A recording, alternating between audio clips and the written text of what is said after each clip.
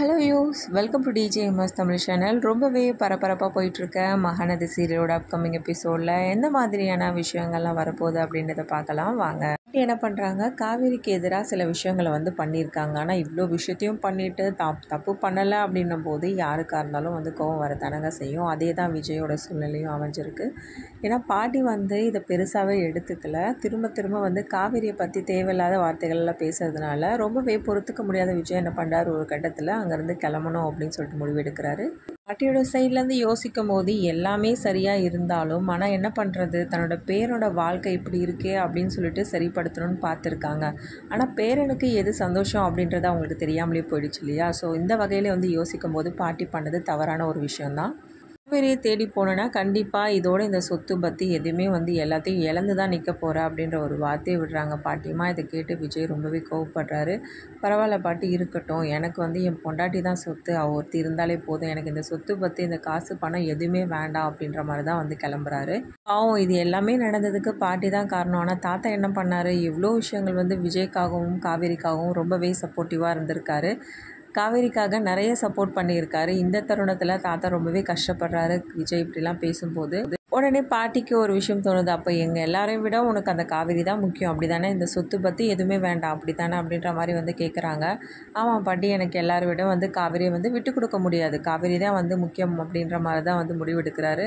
Emotional எல்லாத்தையும் பார்த்தீங்கன்னா அங்கே கொட்டிட்டு அதுக்கப்புறம் பேகை தூக்கிட்டு அங்கேருந்து கிளம்ப பார்க்குறாரு. எவ்வளோ தடுக்கிறாங்க தாத்தா, அதையும் தாண்டி என்ன பண்ணுறாங்க, பரவாயில்ல தாத்தா, நான் கண்டிப்பாக அவங்கள பார்த்துட்டு போவேன், என்னால் இங்கே இருக்க முடியாது, காவேரி இல்லாத ஒரு வாழ்க்கை என்னால் நினச்சி கூட பார்க்கவே முடியாது அப்படின்ற மாதிரி அங்கேருந்து கிளம்புறாரு. எல்லாத்தையுமே பார்த்துட்டு இருந்த அன்பரசு மனசுக்குள்ளே, பரவாயில்லையே விஜய் சீக்கிரமாக இந்த வீட்டை விட்டு போயிட்டானே, இவ்வளோ சீக்கிரம் நம்ம நினச்சது நடக்கும்னு எதிர்பார்க்கலையே அப்படின்ற மாதிரி அவர் உள்ளுக்குள்ளே ரொம்பவே சந்தோஷமாக இருக்கார்.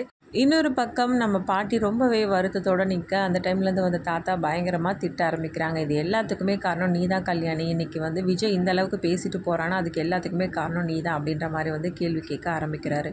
நான் என்னங்க பண்ணேன், அவனோட வாழ்க்கை நல்லா இருக்கணும்னு தானே நினச்சேன், அவன் இப்படி பண்ணுவான்னு யாரும் எதிர்பார்க்கலையே, வீட்டை விட்டு போகிற அளவுக்கு அப்படி என்னங்க நடந்துடுச்சு, நான் அவனோட வாழ்க்கையை சரி பண்ணணும்னு தான் நினச்சேன், அவனோட சந்தோஷத்துக்காக மட்டும்தானே யோசிச்சு இதெல்லாம் பண்ணேன், அவன் இதை மாதிரி பண்ணிட்டானா அதுக்கு நான் என்னங்க பண்ண முடியும் அப்படின்ற மாதிரி பாட்டி பேசிகிட்டு இருக்காங்க.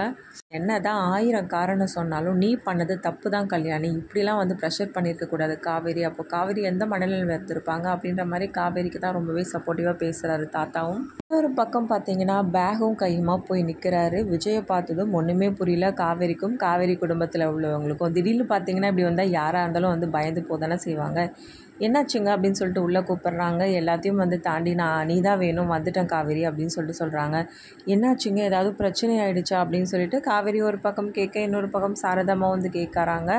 என்னாச்சு தம்பி, ஏதாவது சண்டை ஆகிடுச்சாப்பா அப்படின்னு சொல்லிட்டு, அதெல்லாம் ஒன்றும் இல்லை அத்தை, நீங்கள் ஒன்றும் பயப்படாதீங்க, பயப்படுற அளவுக்கு ஒன்றும் இல்லை, எனக்கு தான் என் பொண்டாட்டி கூட இருக்கணும் அப்படின்னு தோணுச்சு, என் பொண்டாட்டி காவேரியை புரிஞ்சிக்காதவங்க கிட்டே இருந்து நான் என்ன பண்ண போகிறேன் சொல்லுங்கள் பார்க்கலாம். இல்லைங்க, அதுக்காக வீட்டை விட்டு வந்துட்டீங்களா, தாத்தா பாட்டியை விட்டுட்டு இங்கே வந்துட்டீங்களா அப்படின்னு சொல்லிட்டு காவேரி கேட்க, ஆமாண்டி இப்போ என்ன இப்போது அப்படின்னு சொல்லிட்டு விஜய் கேட்குறாங்க. இல்லைங்க அதுக்கு இல்லை, வயசான காலத்தில் அவங்க 2 பேரையும் தனியாக விட்டுட்டு வந்திருக்கீங்களே அதுக்காக கேட்குறேன் அப்படின்னு சொல்லிட்டு காவேரி கேட்குறாங்க. எல்லாரையும் பற்றி யோசி, ஆனால் உன்னை பற்றியும் பாப்பா பற்றியும் மட்டும் யோசிக்காத என்ன, அதெல்லாம் எனக்கு தெரியும், அங்கே தாத்தா பாட்டியை பார்த்துக்கிறதுக்கு சித்தி இருக்காங்க, சித்தப்பாவும் அங்கே தான் வந்திருக்காரு, அதெல்லாம் எனக்கு தெரியும் காவேரி, நான் உன்னை பார்த்துக்கிறதுக்காக தான் இங்கே வந்திருக்கேன், உன் கூட சந்தோஷமாக வாழணும் அப்படின்ற ஆசையில் தான் வந்திருக்கேன் காவேரி அப்படின்னு சொல்லிட்டு விஜய் சொல்கிறாங்க. விஜயை பார்த்து விஜய் இந்த ஒரு வார்த்தை சொன்னாலும் இருந்தாலும் தாத்தாவை பாட்டியை விட்டுட்டு இந்த மாதிரி ஒரு சூழ்நிலையில் வந்திருக்காரு அப்படின்னும் போது உள்ளுக்குள்ளே ஒரு மனசு வருத்தமாக இருக்குது காவேரிக்கு. இன்னொரு பக்கம் தான் பொண்ணுக்காக எல்லாத்தையுமே விட்டுட்டு வந்திருக்காங்க அப்படின்னு நினைக்கும் போது சாரதாம்மாவுக்கும் ரொம்பவே சந்தோஷமாக இருக்குது. இந்த ஒரு பெத்த தாய்க்கும் தன்னோட பொண்ணு சந்தோஷமாக வாழ்ந்தாலே போதும் அப்படின்ற எண்ணம் தான் வரும். அதே மாதிரி தான் சாரதாம்மாவுக்கும் இவ்வளோ விஷயங்களை விட்டுட்டு தன் பொண்ணுக்காக திரும்பவும் இங்கே இருக்கார் பார்த்திங்கன்னா, அவர் எவ்வளோ நல்லவராக இருப்பார் அப்படின்ற மாதிரி தான் யோசிக்கிறாங்க. இதை நினச்சி ரொம்பவும் சந்தோஷப்படுறாங்க. அடுத்ததாக காவேரி விஜய் 2 பேரும் பார்த்திங்கன்னா ஒருத்தர் மாறி மாறி நிறைய விஷயங்கள் பேசிக்கிறாங்க. இந்த பக்கம் எல்லாத்தையும் என்கிட்ட சொல்லியிருந்துருக்கலாம்ல காவேரி, எல்லாத்தையும் உனக்குள்ளேயே வச்சு ஏண்டி இதை மாதிரி கஷ்டப்படுத்திக்கிற உன்னையே அப்படின்ற மாதிரி விஜய் கேட்க ஆரம்பிக்கிறாரு. இப்போலாம் எதுக்குங்க அதை பற்றி பேசிகிட்டு இருக்கீங்க, இப்போ தான் நீங்கள் என் கூடயே இருக்கீங்களா, எனக்கு ரொம்ப சந்தோஷம் அப்படின்னு சொல்லிட்டு 2 பேரும் ரொம்பவே அன்பால் 2 பேரும் பேசிக்கிறாங்க. பார்த்தீங்கன்னா ரொம்பவே சந்தோஷமாக இருக்கார். பாப்பா நான் நீனு அம்மா 3 பேருமே ஒன்றா தான் இருக்க போகிறோம் இனிமேல் அப்படின்னு சொல்லிட்டு பாப்பாவை வந்து வச்சுட்டு அதுக்கப்புறமா ரொம்பவே அழகாக வந்து பேசிக்கிறாங்க. பக்கம் சாரதாமாவுடைய மனசுக்குள்ளே ஒரே குழப்பமாக இருக்குது. ரொம்பவே வருத்தப்பட்டு நிற்கிற தருணத்தில் பாட்டிமா வராங்க. என்ன சாரதா என்ன யோசிச்சுட்டு இருக்க அப்படின்னு சொல்லிட்டு கேட்க, இல்லைங்க அத்தை, எனக்கு ஒரு மாதிரி நெருடலாகவே இருக்குது. தம்பி நல்லா வசதி வாய்ப்போடு அங்கே வாழ்ந்தார். இப்போ அவங்க தாத்தா பாட்டியே வந்து நம்ம பொண்ணுக்காக வந்து தூக்கி எறிஞ்சிட்டு இங்கே வந்து இருக்கார். இதெல்லாம் பார்க்கும்போது ஒரு பக்கம் சந்தோஷமாக இருந்தாலும் இன்னொரு பக்கம் நினச்சி பாருங்கள், இவ்வளோ காலம் தூக்கி வளர்த்த தாத்தா பாட்டியை விட்டுட்டு வந்துட்டாங்களே அப்படின்ற வருத்தம் அவங்களுக்கு இருக்கும் இல்லையா? இது எல்லாத்துக்குமே நம்ம ஒரு காரணமாயிட்டோமோ அப்படின்ற வருத்தம் தான் அத்தை அப்படின்னு சொல்லிட்டு சாரதாம்மா ரொம்பவே வந்து ஃபீல் பண்ணி புலம்பிகிட்ருக்காங்க பாட்டிம்மா கிட்ட. அட என்ன சாரதா, நீ ஏன் இந்த மாதிரிலாம் பேசிகிட்டு இருக்க? உன்னோட பொண்ணோட வாழ்க்கை தானே நீ முக்கியம்னு நினச்ச. இப்போ உன்னோட பொண்ணோட வாழ்க்கை வந்து சரியாயிடுச்சுல்ல, மாப்பிள்ளையே வந்து திரும்பி வந்து இங்கேயே இருக்கணும்ன்ட்டாருல்ல, அப்புறம் எதுக்காக நீ வருத்தப்படுற? அதெல்லாம் கூடிய சீக்கிரமே சரியாயிடும், அதை நினச்சி கவலைப்படாத அப்படின்னு சொல்லிட்டு பாட்டிமா வந்து ஆறுதல் சொல்கிறாங்க. ஒரு பக்கம் கங்கா குமரன் 2 பேரும் பேசிக்கிற தருணத்தில் ரொம்ப சந்தோஷமாக இருக்குங்க. காவேரி விஜய் கூட வந்து சேர்ந்து வாழ ஆரம்பிச்சிட்டா, இதனால ரொம்ப சந்தோஷமாக இருக்குது அப்படின்னு சொல்லிட்டு குமரன் கிட்டே ஷேர் பண்ணுறாங்க. குமரனும் பார்த்தீங்கன்னா கங்கா கிட்ட, எனக்கும் ரொம்ப சந்தோஷமாக இருக்குது. எவ்வளோ காலம் வந்து 2 பேரும் பிரிஞ்சிருந்தாங்க, இப்போ ஒருத்தர் நல்லா புரிஞ்சுக்கிட்டு அவங்க அன்பால் வந்து வாழும்போது எனக்கு ரொம்பவே சந்தோஷமாக இருக்குடி அப்படின்னு சொல்லிட்டு குமரனும் வந்து சொல்கிறாங்க. இன்னொரு பக்கம் நிவினுக்கும் உண்மை தெரிய வருது. விஜய் வந்து காவேரி கூடவே வந்துட்டு வாழ்கிறாங்க அப்படின்னு சொல்லிட்டு இதை நினச்சி ரொம்ப சந்தோஷப்படுறாங்க நிவினும். பக்கம் ராகினி மூலியமாக பசுபதிக்கு இந்த விஷயம் வந்து தெரிய வருது. அதுக்கப்புறமா என்ன பண்ணுறாங்க, என்னடா இது 2 பேரையும் பிரித்து வைக்கணும்னு நினச்சேன், திடீர்னு வந்து பார்த்தோன்னா இந்த விஜய் வந்து காவேரி கூடவே வந்து ஒட்டிட்டு வாழ்ந்துட்டுருக்கானே அப்படின்ற மாதிரி யோசித்து இது ஏதாவது ஒன்று பண்ணி ஆகணுமே அப்படின்னு சொல்லிட்டு என்ன பண்ணுறாங்க, யோசிக்க ஆரம்பிக்கிறாங்க. அதாவது பிளான் பண்ணுறாங்க. காவேரி கர்ப்பமாக இருக்காங்க அப்படின்ற விஷயம் வந்து தாத்தா அவங்களுக்கு தெரிய வருது. இந்த விஷயத்தை தெரிஞ்சுக்கிட்டதும் தாத்தா பார்த்திங்கன்னா பயங்கரமாக சந்தோஷப்படுறாரு. ஒன்றுமே புரியல, தலைக்கால் புரியாமல் ஆடுறாரு. கொள்ளு பேரனோ பேத்தியோ வரப்போதா அப்படின்ற சந்தோஷத்தில் வந்து தாத்தா இருக்கார். இதுக்கப்புறமா என்னோடய பேத்தி எங்கே கூட்டிகிட்டு வாப்பா அப்படின்னு சொல்லிட்டு விஜய்கிட்டையும் வந்து சொல்கிறாரு.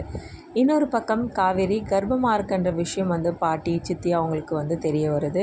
இதனால் பாட்டி ரொம்பவே சந்தோஷப்படுறாங்க. பரவாயில்ல, என் பேரனும் காவேரியும் சேர்ந்து வாழ ஆரம்பித்ததுனால தான் குழந்தை உண்டாயிருக்கு. ஆனால் இது தெரியாமல் அந்த பொண்ணை நான் ரொம்பவே கஷ்டப்படுத்திட்டேனே அப்படின்னு சொல்லிட்டு ரொம்பவே வருத்தப்படுறாங்க. இதுக்கப்புறமா கல்யாணி என்ன பண்ணுறாங்க, அவங்க ஹஸ்பண்ட் கிட்ட போயிட்டு நம்ம பேரனையும் வந்து பேத்தியும் கூட்டிகிட்டு வரலாமாங்க அப்படின்னு சொல்லிட்டு கேட்க ஆரம்பிக்கிறாங்க. நீ நினைக்கிறது சந்தோஷம் தாண்டி, ஆனால் விஜய் நீ கூப்பிட்டவனே வருவான்னு எனக்கு தெரியலையே அப்படின்னு சொல்லிட்டு என்ன பண்ணுறாங்க, கல்யாணியை பார்த்து வந்து சொல்கிறாரு. என்னங்க நீங்கள் இதை மாதிரி பேசிகிட்ருக்கீங்க, அதுக்கு முன்னாடி தான் வந்து நான் எதையும் புரிஞ்சிக்காமல் பண்ணிட்டேன். இன்றைக்கி எல்லாத்தையும் வந்து நினச்சி பார்த்து என் மேலே எனக்கு தப்பு இருக்குது அப்படின்றத நான் உணர்ந்து தாங்க என் பேத்தி பேரனை 2 பேரையும் நான் கூப்பிட போகிறேன். அதுக்காக விஜய் வராமல் இருந்துருவானா என்ன? நான் கூப்பிட்டதும் கண்டிப்பாக அவன் வருவான் அப்படின்ற நம்பிக்கையில் என்ன பண்ணுறாங்க, தாத்தாவை கூட்டிகிட்டு போக பார்க்குறாங்க பாட்டி. பாட்டி மனம் திருந்தி தன்னோட பேரனுக்காக காவேரி ஏற்றுக்கிட்டு, காவேரி வயிற்றில் வர்ற குழந்தையும் ஏற்றுக்கிட்டு 2 பேரையும் வந்து கூப்பிடுறாங்களாம். இதுக்கப்புறமா விஜய் ஒரு நல்ல முடிவாக எடுத்து, சரி பாட்டியை வந்து கூப்பிட்றாங்களே அப்படின்னு சொல்லிட்டு காவேரியும் குழந்தையும் 2 பேரும் தன்னோட வீட்டுக்கு அழைச்சிட்டு போகிறாங்களாம். இதனால் என்ன மாதிரியான விளைவுகள்லாம் ஏற்பட போகுது, இது எல்லாமே தெரிஞ்சுக்கலாங்க. அதுக்கு மறக்காமல் நம்மளோட சேனலை வந்து சப்ஸ்கிரைப் பண்ணிக்கோங்க. கூடவே இருக்க அந்த பெல் ஐக்கனும் கிளிக் பண்ணிவிடுங்க. அப்போ தான் நான் போடுற அடுத்தடுத்த வீடியோஸ் உங்களுக்கு நோட்டிஃபிகேஷனில் வரும். ஓகே வியூஸ், தேங்க்ஸ் ஃபார் வாட்சிங் திஸ் வீடியோ.